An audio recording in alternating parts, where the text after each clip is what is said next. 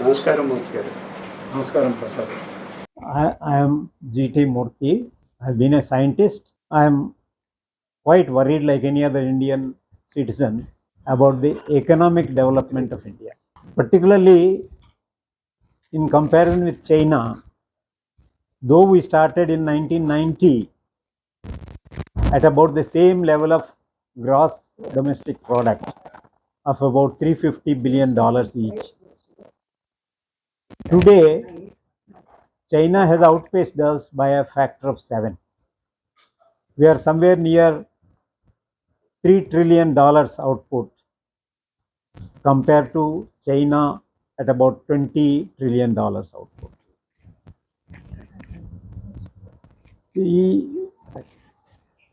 We all have to introspect where we have failed in our effort to rise to international level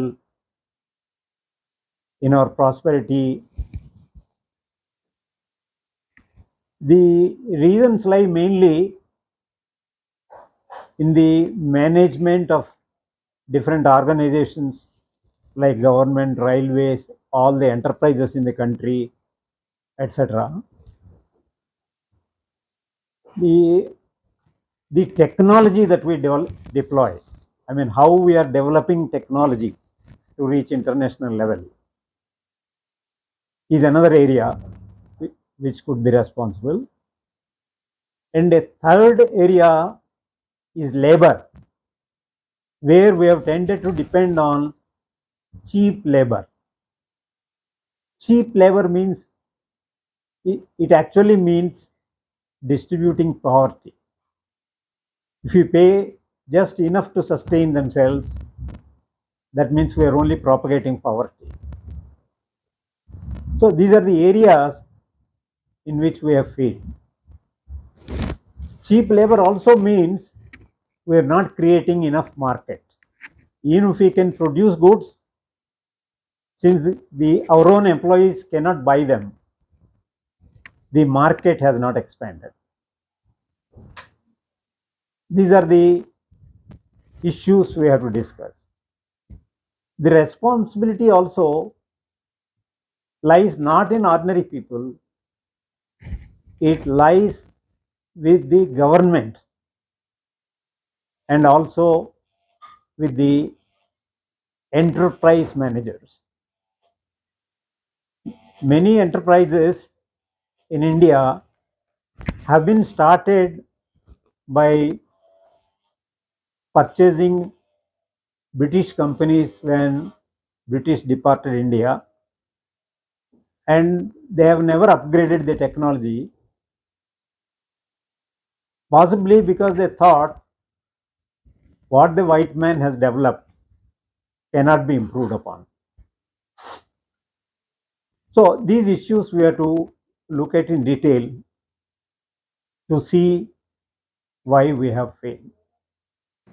Let us look at the different issues with respect to these 5 items we talked about, namely management, technology, labor, and responsibilities of government and responsibilities of enterprises. Now let us look at more detail into the issue of management. Management in India is generally considered to be an art. Actually, the only thing that most enterprises or even government think about management, the only measurable parameter of management is profit. The issue of productivity and quality and level of technology to be internationally competitive never existed.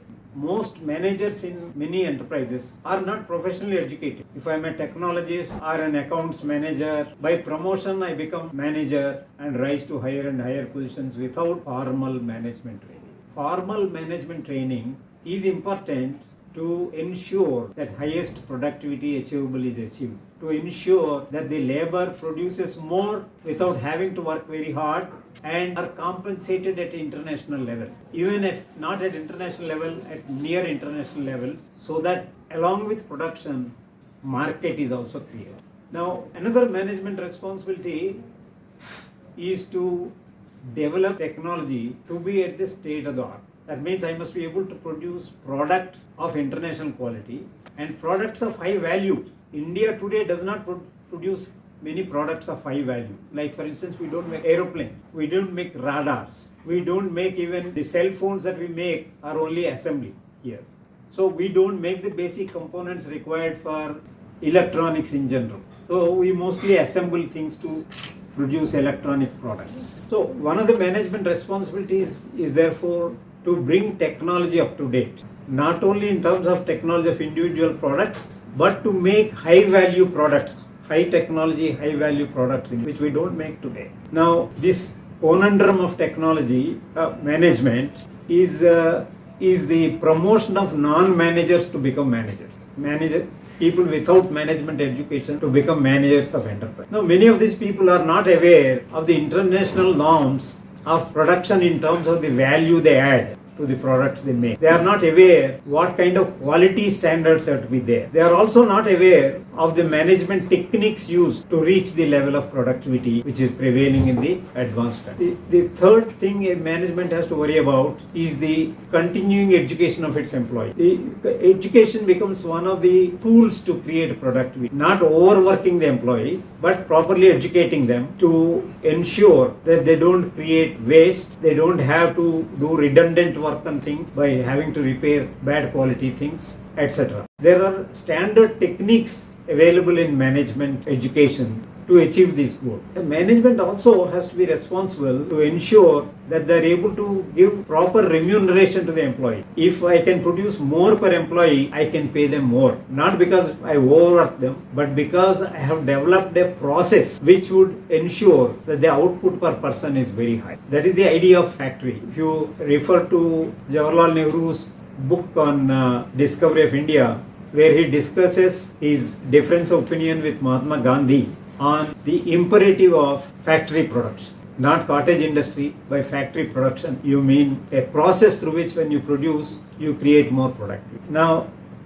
most Indian companies today can benefit a lot by using real management technologies to create international productivity. To give an idea of numbers, most Indian companies do value addition. By value addition, I mean the price I get for a product minus the price I pay for the inputs. Only the difference is the value added by us. So this value addition in India, in around say 2020, is more like 2 to 3 lakhs per person, 2 lakhs maybe. Whereas the international norm is about 50 times, not 50%. Now, this doesn't come about because people work longer, like our Infosys, Narayan Murthy talked about 70 hours of work a day. But it should come by smart management. By smart management, what we mean is there has to be no rework in what we do because the process is perfect. And there is no unnecessary subcontracting, in which case you duplicate a lot of work, create unnecessary work by having to transport goods up and down. Like that, you will be surprised. People will be surprised that the gains can be large factors, not percentage, by doing this job thoroughly. This subject is called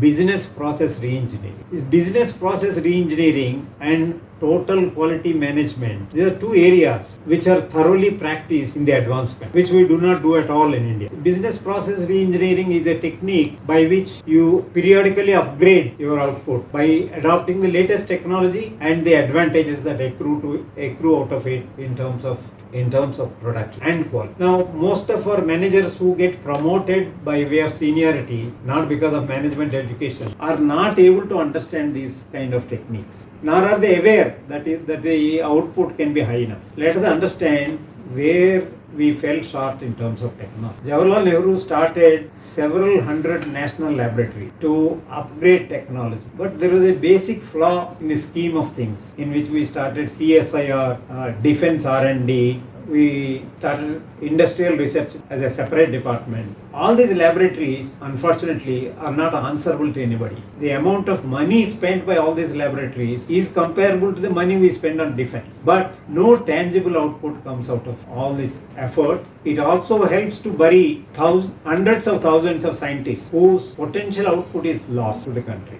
All these laboratories, because they are not answerable to anybody else, they become bureaucratic organizations in which people spend scientists spend whole lifetimes without any achievement and retire and get benefits. Who should benefit from R&D? It should be the enterprises which can generate new products, new technologies. It should be the students who can learn new techniques, understand what is happening. This is what happens in the world. R&D is either done in advanced countries in a university or in an industry. The universities take up those parts of R&D which are basic, which are not directly related to product development, and the enterprises do more R&D on making new products using the basic research built up by the university. So there is a division of labor between these. This research and development scheme is vitiated in these so many government labs here. Today the number of government labs, including those in different states in India, state governments, runs into thousands, several thousands, and each laboratory typically spends few hundred crores.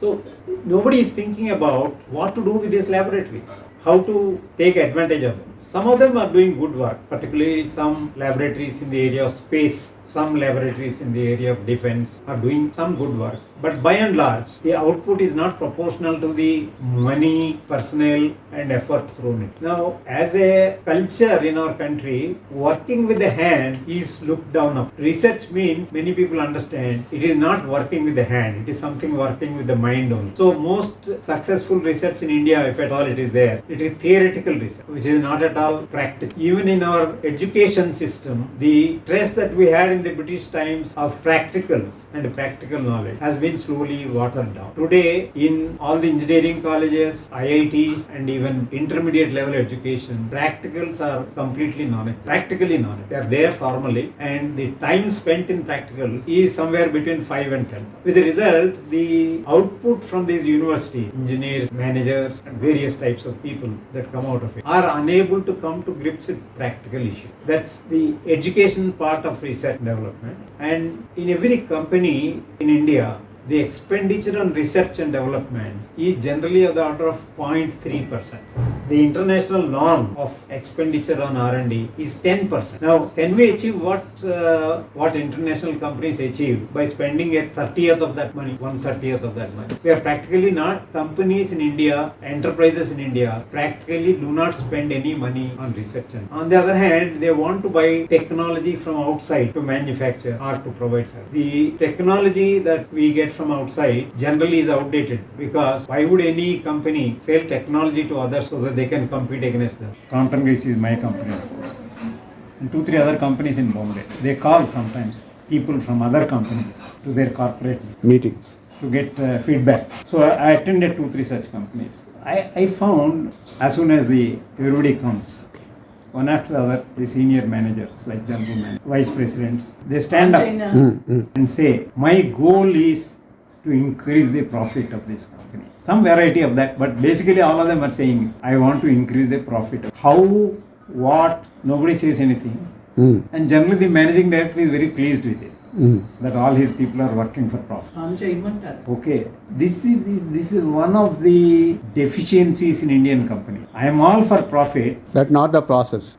See, as an enterprise in India, I have a responsibility to see that I am at the world standard. I am in a position to make such goods which can be exported, such goods which have world quality for my own people. I have a responsibility to do that, right? I must participate in achieving the goals of India to achieve a high GDP. On the other hand, most people declare top line is a headache, bottom line is bliss. Bottom line is what? Profit. Top line is output. I don't want output, I want profit. This is a declaration they are all making. In the board meetings, and I was also in the board for Harper's paper factory, Ballarpur.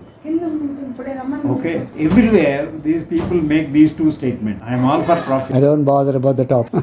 No top line, bottom line. Top line is what I want to reward for companies. As a government, when I reward people, I should reward them for their top line, not for the bottom line. Bottom line anyway, they will look after them. Another thing is these huge national labs and expenditure they have. They should slowly remove it to give as subsidy to these people, to companies and universities. Instead of running these laboratories.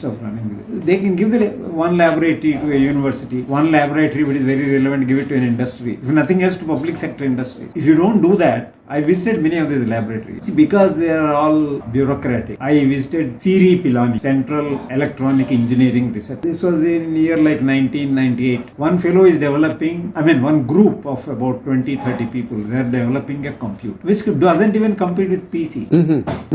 By that time, PCs were there around. Why are they developing it? So another fellow is developing TV, another group. What is the idea of developing TV? That TV that they are making will not sell in India. By that time already cable has come. Now if I make some TV with a huge big box and all that, who will buy? Now these kind of projects are irrelevant. The government has spent nearly 100 crores to develop electron microscope. They have given this project to several laboratories, and several other laboratories, government laboratories, spent their own money and joined that project. About 20 labs were involved, and they had a final conference. They demonstrated what they developed. It's a room full of equipment, and its resolution measured in angstroms. Angstroms is a very 1,000th of the light wave. Now, the state of the art is 12 angstroms. Japanese companies sell you that product for $25,000, and it just this size. I can install it somewhere and measure any finite size photographs, very small size. At 25 angstroms.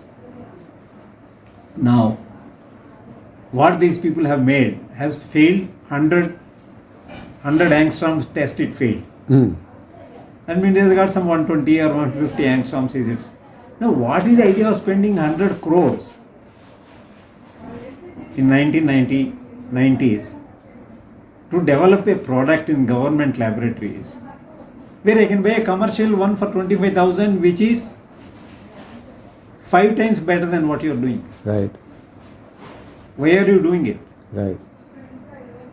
No answer. They made a big celebration of this conference. Of a failure product. They are not declaring it failure, they are considering it a success. And all these 8 laboratories, directors and director general of Central CSIR, DGs are participating in that. And then I got up to ask a question, what was the goal of this? Is it to employ people? Are we going to manufacture electron microscopes for the world? Like that I have asked. Then 5 people, Gundas la untaru anamata.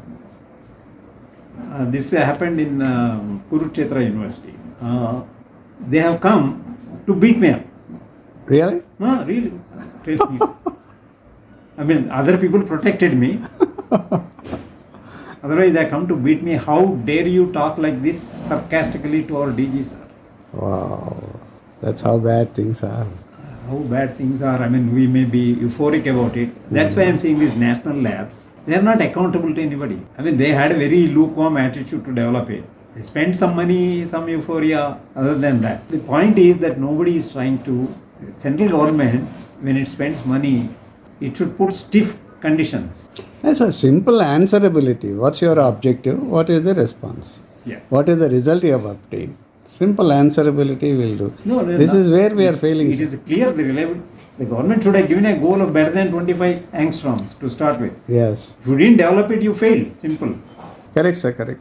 When we talk about high productivity achievement, they think if we achieve higher productivity, employment goes down.